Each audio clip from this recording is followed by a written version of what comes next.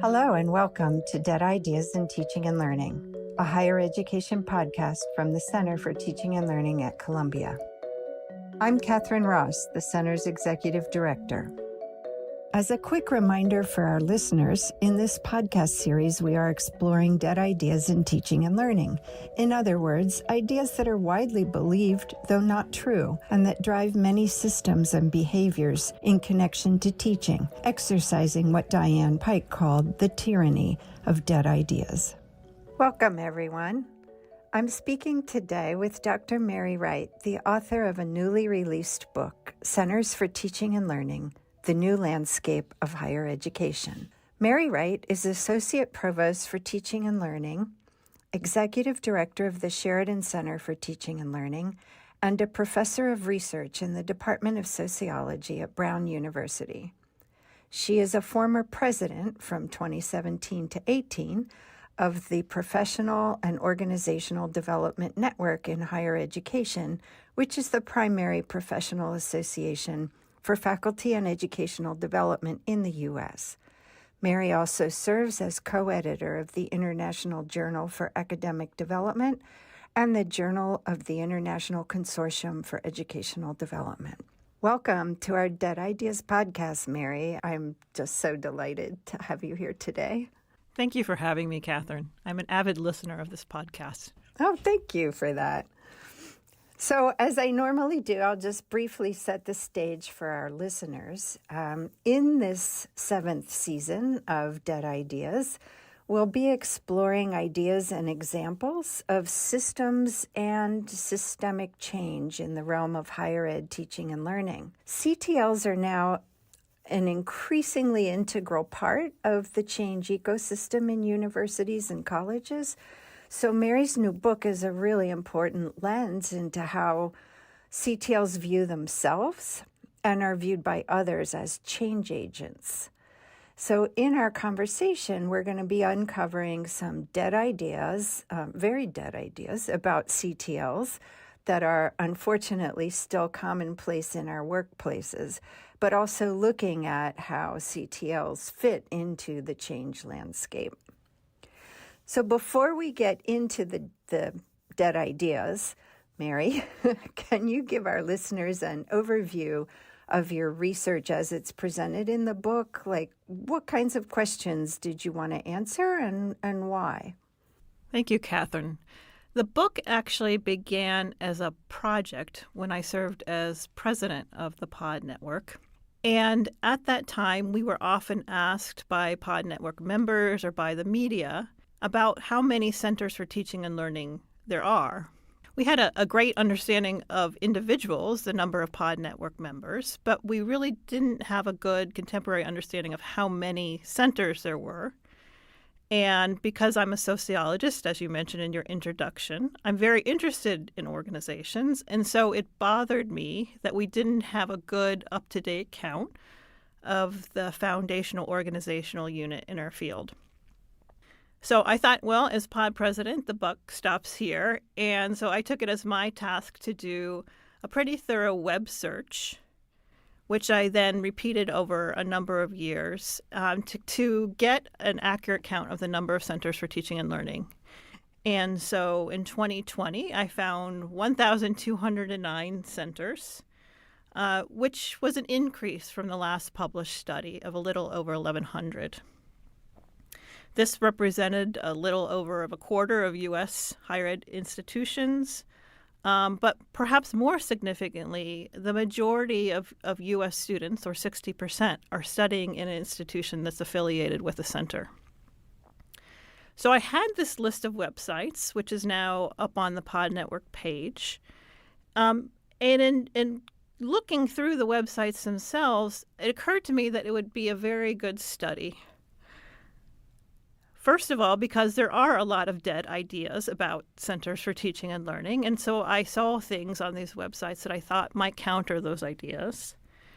And then my second key objective was that I thought it would be an opportunity to spotlight innovative work from centers for teaching and learning that don't typically get highlighted.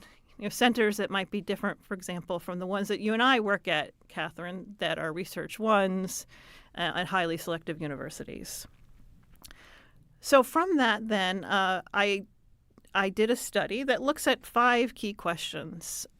So the first question are, what are Center for Teaching and Learning aims? And here I look at changes in the constituencies that we hope to serve, as well as our formally stated ambitions. The second question I look at is, I call it, how do we get there? So given those aims for centers, what are the strategies that we will be using to help us achieve those goals? The third question looks at what tactics Centers for Teaching and Learning employ. So here I look, again, based on the web analysis, at the most frequently offered programs and services and how these have changed in time in comparison to some prior work on centers. The fourth question is, how are centers organized? And so here I look at numbers of personnel, characteristics of leaders, and governance structures.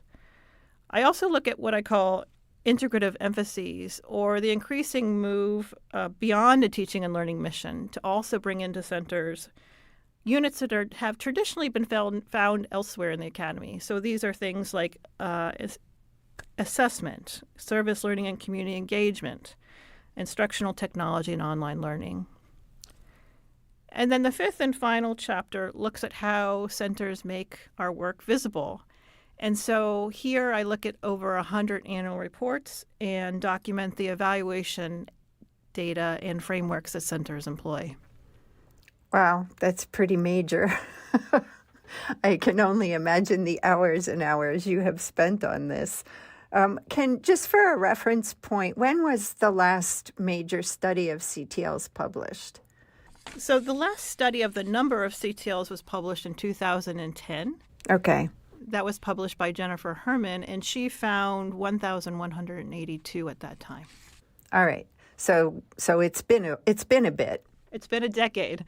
Well, thank you so much for stepping into that gap there. So I do want to get into our dead ideas, and I want to start with a couple of related and really big, I think, dead ideas about centers. And one of them is this notion that college teaching is bad.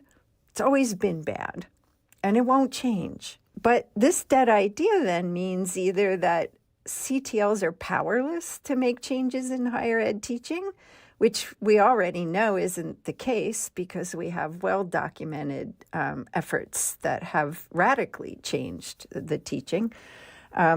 Or some people have claimed that CTLs are ineffective and cannot demonstrate their impact or assess their work, which, as you are about to share, I think, is also not true.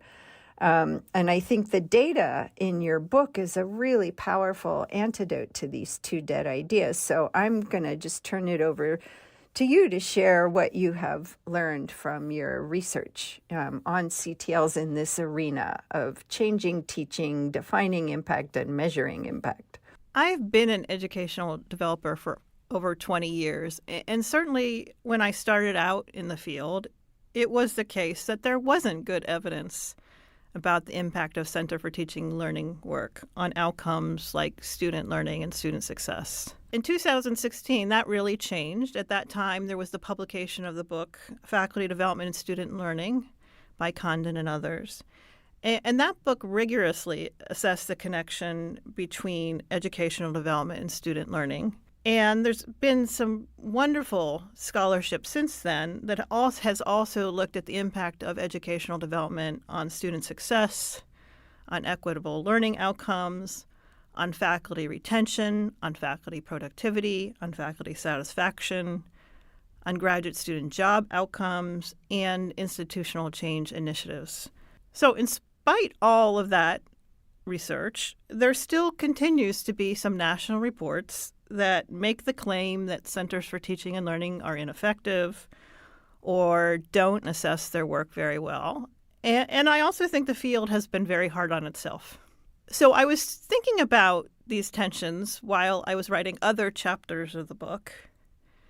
And then I read another book that came out in 2020 that I think helped me understand this better. So in 2020, historian Jonathan Zimmerman published his book called Amateur Hour, which is a book about the history of college teaching. And he writes about how since the inception of higher education in the United States, there's been a pretty constant perception that college teaching is failing our students. And reading that helped me realize that this is a really powerful schema that not only impacts the perception of higher education, but also profoundly impacts the work of Centers for Teaching and Learning, because we're premised on the idea of teaching and learning improvement. So on the one hand, we might be grateful for this schema because the dissatisfaction might account for the rise of centers. But I think on the whole, it's negative for our field. Schemas are very powerful. And so I think that no matter what kind or how much evidence we have to bring, we may always be seen as falling short. If college teaching is always bad, then CTL work is always ineffective. And so another dead idea or a pervasive schema that's somewhat related is that Centers for Teaching and Learning have very little reach, that we're always preaching to the choir. So I wanted to mention those two dead ideas as framing because what I do in the book is that by looking at over 100 Center for Teaching and Learning annual reports, I show that many do carefully document their impact and also document that in aggregate, we have a reach of over half of faculty and substantial proportions of undergraduates and graduate students in any given year. Thank you for that data. Data is just so powerful, isn't it? But and it actually leads us into the next question, which is another dead idea about CTLs, and that is that CTLs are like all the same. We just do some work with instructors, and the work looks pretty much the same across all institutions, right? We do some workshops, we run some programs, we provide services and consultations. What does your data say about that? Well, in part of your question, Catherine, you talked about constituencies. And it is true that the number one constituency named by centers is faculty. Over 3/4 name faculty as a constituency in their statements of purpose. And that has been pretty consistent over time. But we also work with constituencies beyond faculty. So over 2/5 of centers name multiple constituencies, such as work with administrators or graduate students, undergraduates, or even those external to the institution, like patients or community members. And there's been a significant rise over time compared to prior studies for centers naming students as constituencies. I also found in my research adjunct faculty, part-time and adjunct faculty, and external stakeholders mentioned, which hasn't come up in prior studies. So I think there's certainly a broad reach. Your question also asked about program and services and some ideas that those external to centers have about our work. And it is true. I think centers are frequently criticized for a uniform approach, that all we do is workshops and one-on-one consultations and sometimes observations. If that were true, I think that would be problematic because we do have limited evidence about the impact of short-term workshops. And while we do have evidence about the positive impact of consultations and observations, if we were just meeting individually, that strategy wouldn't align well with many centers' larger scale change aspirations. So what I find, though, on websites is that there is a wide repertoire of tactics, of change tactics. So I look at over 30 programs and services that I find on websites. I did find that workshops are indeed the most frequently listed tactic by centers, and over 2/3 of center listed at least one workshop.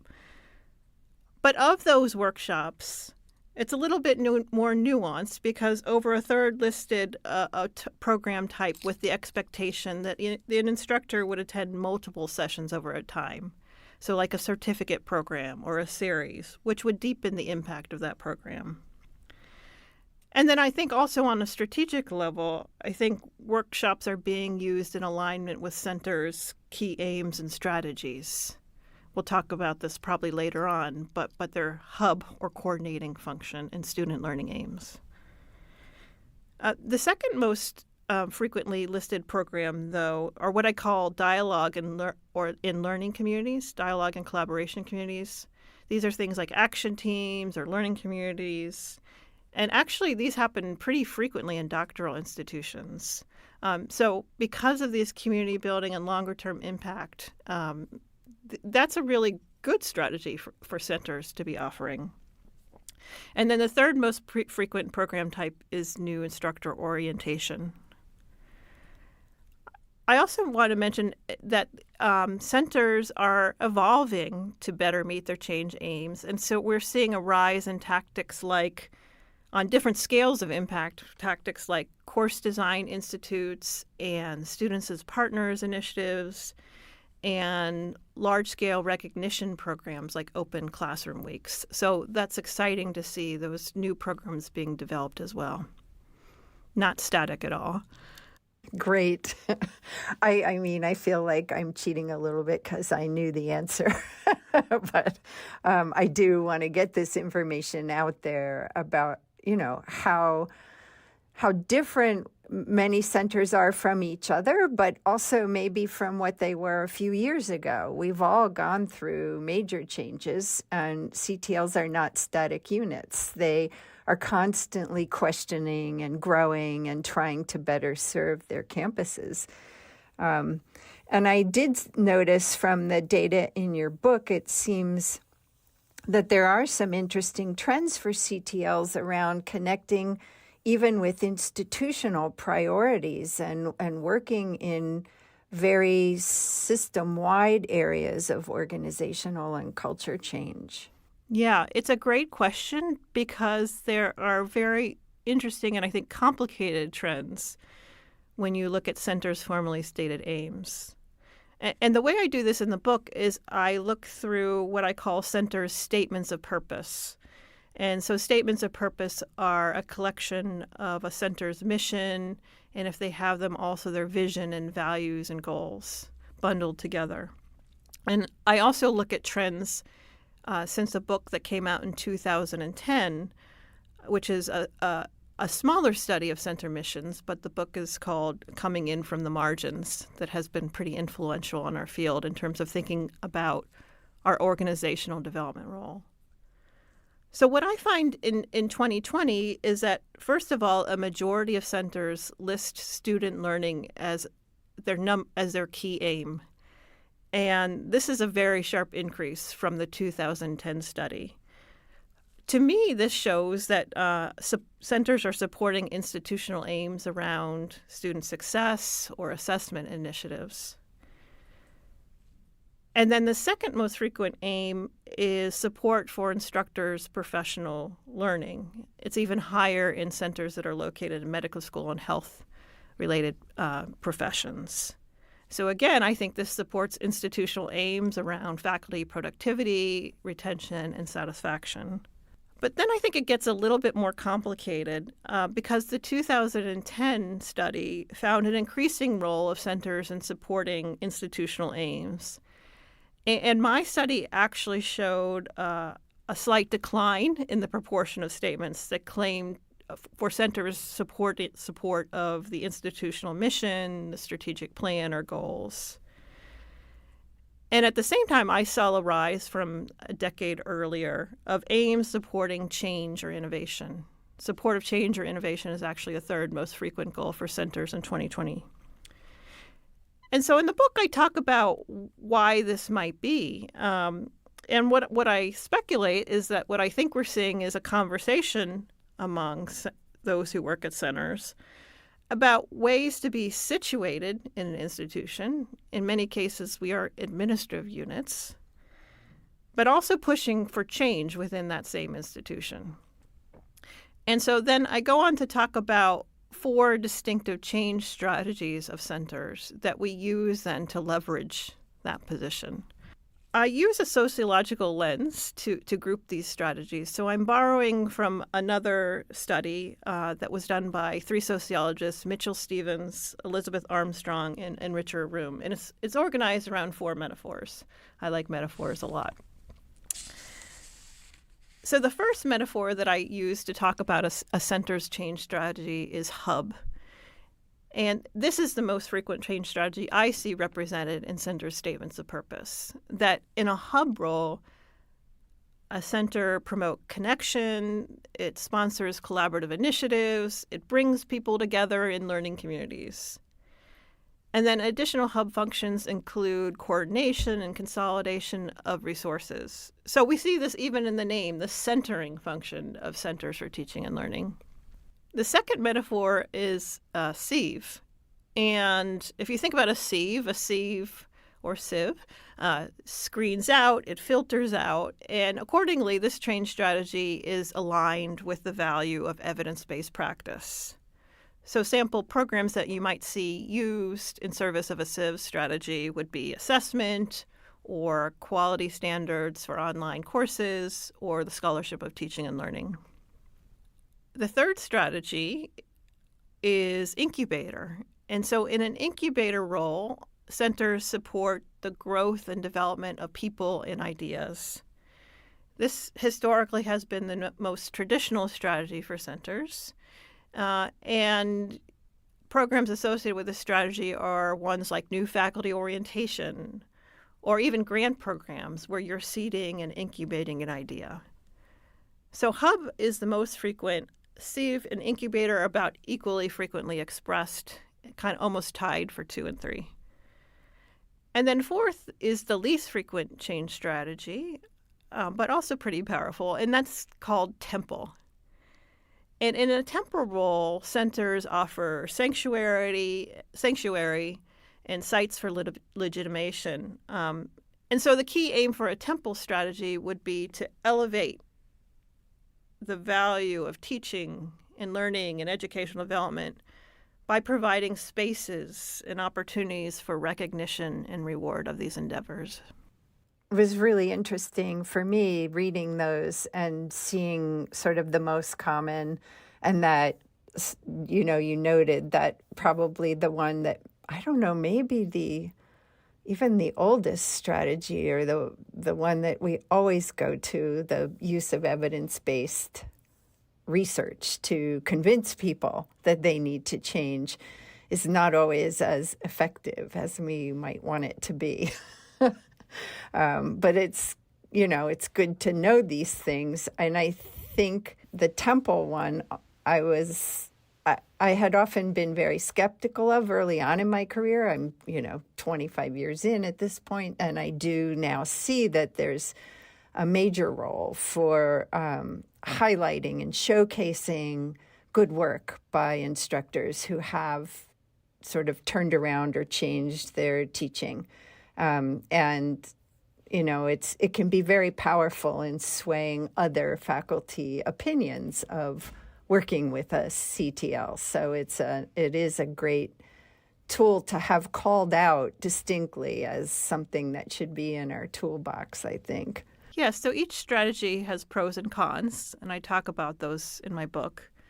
But I think the key thing is to be intentional about the strategy and then aligned with the strategy and programs and services or tactics that a center then uses. Yeah, and I think also, looking at your mission statement and looking at your visions and your goals for your center and thinking very intentionally about what combination of those strategies and to what degree do we invest in those strategies to get us where we want to be. So I really appreciated that section of the book. It's really great to have that kind of toolkit to think about. So what do you want people to know about CTLs? What do you want them to take away from your book or just from this podcast? I think I might select 3 takeaways, Catherine, from the podcast and the book. The first one, I think it's important to acknowledge that Centers for Teaching and Learning are growing, both in terms of number and scope of their mandates. And so centers are now playing a broader role on their campuses to support operational needs, strategic aims, and organizational change, as we just talked about earlier. Despite the name, there's trends that centers are going beyond teaching and learning to support assessment, to support writing, to support community engagement, career and leadership development. And so I think because of this broadened mandate, I think it's important for senior leaders to be aware of the potential strain about then. Over time, I have not seen an increase in staffing in centers. I also talk about that in the book. And I saw functions that ranged from things like dual enrollment and robot loans and honors programs, poster printing, testing centers, the list goes on. So again, I think it's important for senior leaders to be careful what gets centered in a Center for Teaching and Learning to avoid that resource strain and help centers be most effective. I think a second dead idea that I hope my book undermines is this perception that I hear about very frequently that Centers for Teaching and Learning are only preaching to the choir. And as I mentioned, I document, which is consistent with other large-scale studies, that on aggregate, Centers for Teaching and Learning engage with a majority of faculty, substantial proportions of students in any given year, and also have a deep organizational impact as well. And then the final dead idea that I hope to mitigate is that, as we discussed earlier, I document that Centers for Teaching and Learning are much more than a collection of consultations and workshop services. But I do think, for those in the field, I do think there could be more attention to strategy and more attention to thinking about how one's theory of change aligns with our programs and services, which could then align with the evaluation approach, and I think would then help deepen our impact even further. Yes. And to your first point, I just want to share an anecdote, and that is this problem that you identified where sometimes senior leadership keeps offering us more opportunities to engage in areas that were outside our original mission. That I once attended a conference many years ago and heard a speaker from Great Britain saying their center is what's called the dump cake model of a center. And that means that the same way you can make a cake by just going through your cupboards and seeing what's in there and dumping them into a bowl, people design CTLs, and then whenever they have something they don't know what to do with, they just put it in the CTL. And that can be a real challenge for centers, particularly if there's a lot of leadership change and the things in the cupboard keep changing and keep ending up on our plates. So I'm glad that you identified that as a challenge. I think that centers need to be cognizant of as they're thinking about their strategies. Yeah, I think dump cake is a great analogy for that, Catherine. Sometimes I talk about it in terms of the danger of being a clown car, that you just have too many things stuffed into that car without some sense of coherence there. Yeah. So, well, onward we go. And we thank you for the book and for all the ways it's going to help us do this work better. So thank you. And we're just so grateful for your participation in our 7th season of Dead Ideas. Well, thank you so much, Catherine. I've enjoyed talking about the book with you. If you've enjoyed this podcast, please visit our website where you can find any resources mentioned in the episode. ctl.columbia.edu/podcast.